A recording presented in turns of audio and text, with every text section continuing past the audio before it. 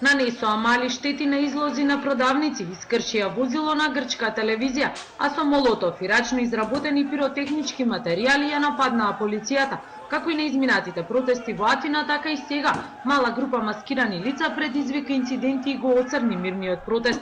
Специјалците пак, за да ги спречат маскираните лица, употребија мала количина на созавец. Инцидентите за среќа траја само неколку минути, пошто толпата полека започна да се заминува од просторот пред грчкиот парламент, со што и официјално заврши протестот во рамките на генералниот штрајк.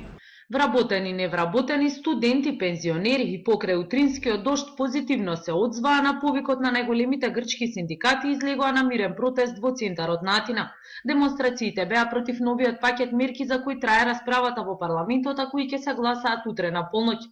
Новиот закон содржи антикризни мерки во висина од 3,6 до 5 милијарди евра и позитивни мерки од 7,5 милијарди евра за периодот од 2018 до 2021 година. Откако завчера пратеникот од Златна Зора вербално и физички го нападна пратеникот од Неа Демократија, парламентот едногласно одлучи пратеничката група на Златна Зора да биде исклучена од расправата, но со можност да се врати во парламентот и утре на полноќ да гласа за мерките. За вестите на Канал 5 од Атина, Сања Ристовска.